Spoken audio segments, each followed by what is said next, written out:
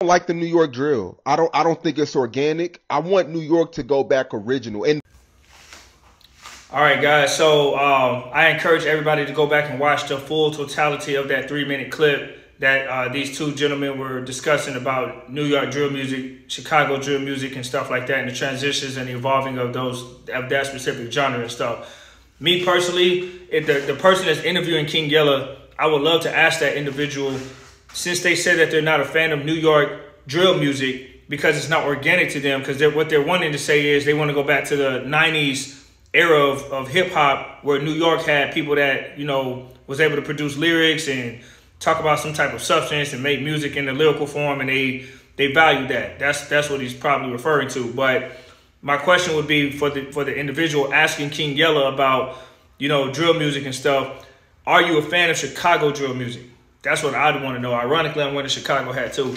But if anybody's a fan of Chicago drill music, are you also a fan of the fatality result that ends up behind it? Are you a fan of fatherless children? Children growing up without fathers because the dad is deceased due to the violence in the community. You know what I mean? And the rebuttals on drill music. Are you a fan of the mothers not being able to pay for funeral expenses and attempting to put GoFundMes because they never had insurance to begin with?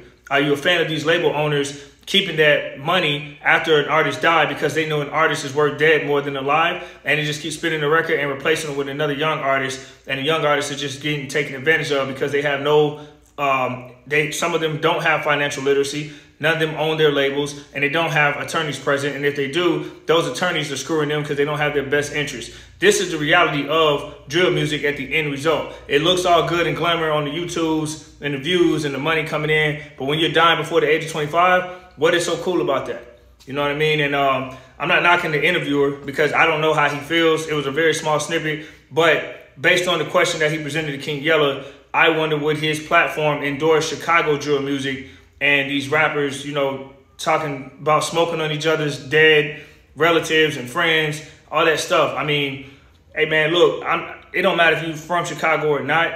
At the end of the day, as a human being who values life and humanity and want to see people, be more financial literate, have policies through economics and politics place to be able to benefit the community, as a person who cares about that, I don't see how that type of music is productive to that goal. And it's counterproductive because the end result is one person from the community killing another. And it's just an ongoing cycle.